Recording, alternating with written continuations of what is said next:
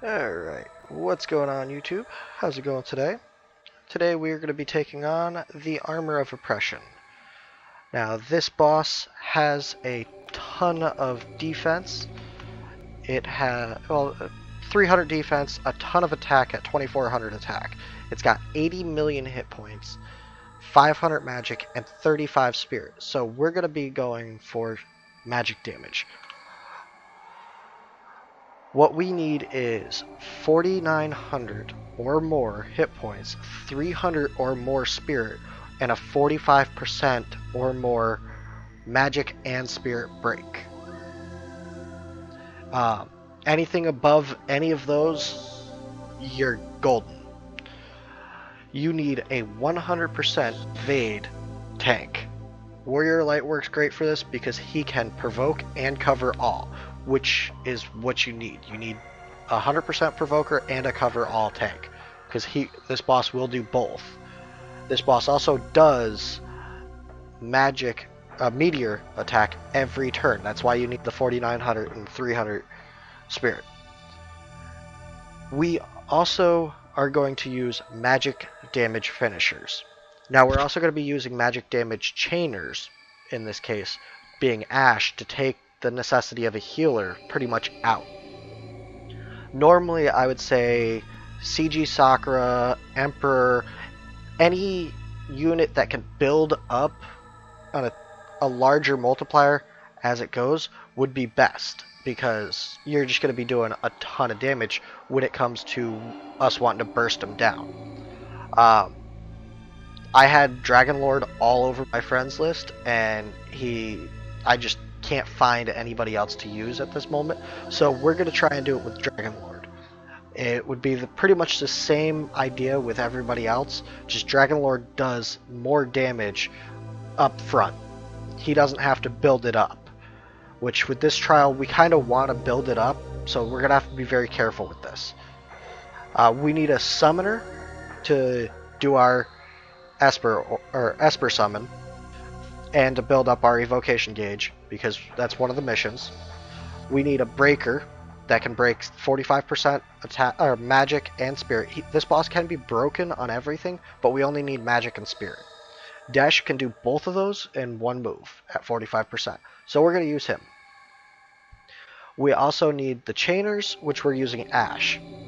As I stated earlier, Heaven's Fury chains very easily, and it heals your team.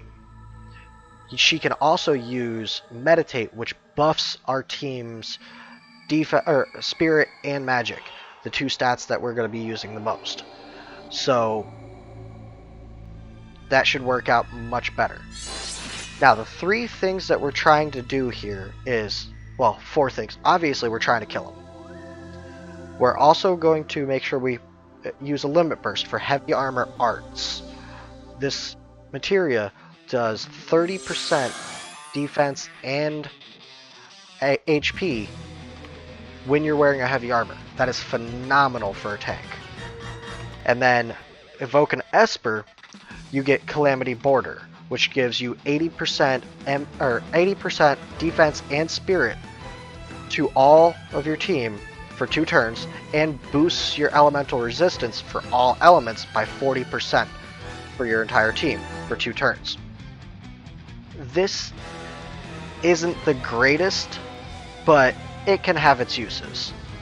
So our evoker, right off the bat, going to be building our evocation gauge. Our breaker, first thing he's got to do, break. He's got to break that spirit and magic, otherwise it's going to be a short fight.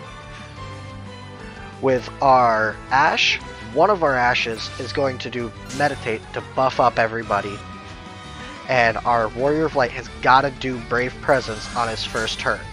That way we don't take any of the single target damage that may not proc the cover all. Next turn we'll be doing cover all. This Ash can go ahead and do Heaven's Fury, that's fine. And we're going to go ahead and do his attack and see how much damage it does. Hopefully it doesn't do too much, because then we'll just have to start physically attacking with him. Okay, So yeah, we're going to have to physical attack with him because he just did 20 million damage, close to that. He did a ton of damage. So that's the biggest issue with bringing somebody like Dragonlord in here. He just does too much damage. So we're going to start trying to build up that evocation gauge and the limit burst gauge. He's going to help the healers out. The 2 ashes are going to Heaven's Fury chain. And Warrior of Light is now going to The Light is With Us to cover everybody. I don't think he has anything in particular to use. This is a 7-star Dragonlord, but Dragonlord is just extremely powerful. So, Dragonlord's almost got his limit burst up. I'm not entirely sure what his limit burst does. Dark Temptation. Ah, there we go. Damage and randomly inflict status ailments. I think we're going to go ahead and use his limit burst. I don't think it'll do more damage than his move, so hopefully this will run us through that. And this, we're pretty much just going to reload, except for he's going to keep that break up. He's got a free turn this turn, so he can attack. Try and build up that limit burst gauge. And then these 3, they're just going to do their normal. And try and build up that Esper gauge and heal our team up. Our team is completely healed. And he has his limit burst. So let's go ahead and get that limit burst cast. Like I said, hopefully it doesn't do too much damage. That did quite a bit of damage. But you know what? That got our limit burst out of the way. So, 1 mission down. We have our Esper built up. So, that'll be our 2nd mission down.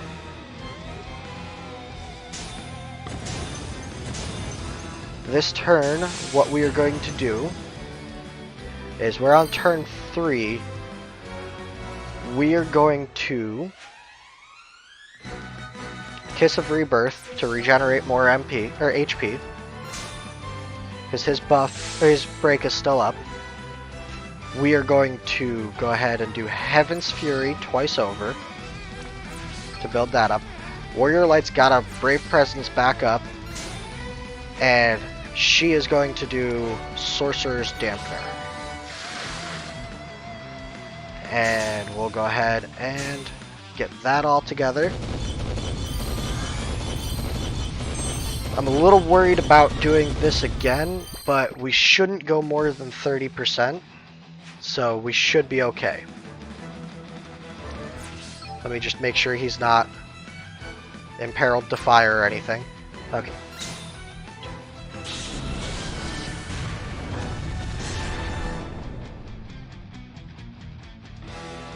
Okay, so he went down to 60%.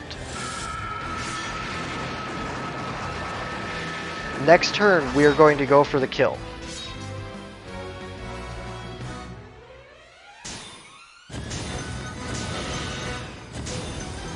Unless we lose our buff.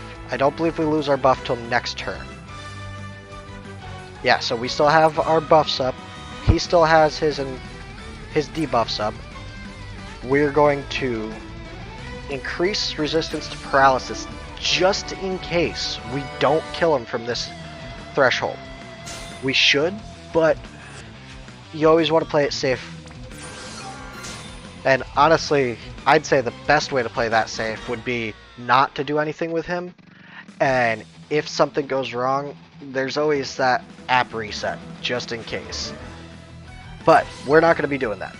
We're going to be bursting them down from 60% to 0 with this Dragonlord, these 2 ashes, and Citra. So, we're going to go ahead and do this, then this. Okay, so there's our Esper. We have an Esper, we have a Limit Burst. Now all we gotta do is kill him.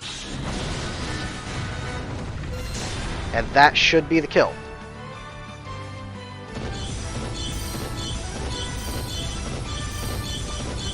There we go. That's the kill. So, we don't want to damage him past 50% without killing him. If we don't kill him, he's going to take our MP. He's going to buff himself up, and he's going to paralyze everybody. So, that's pretty much how it's done. This can work with CG Sakura. It'll take a little bit longer because she doesn't do quite as much damage as Dragon Lord, but that's kind of a safer route. Emperor, enhanced, I think he's 7-star now too. He can do fire from below. Do pretty much the same thing as CG Sakura. Any unit that can build up to a higher multiplier can be your friend in this. And then... and there we go. So, let's go over this one more time, make sure we got everything. No items, that's 10% Trust Mogul. Use a Limit Burst, Heavy Armor Arts, evoke an S, Calamity Border, and Iron Colossus for the win. That's how we beat the Armor of Oppression. And I'll see you next time with our next guide.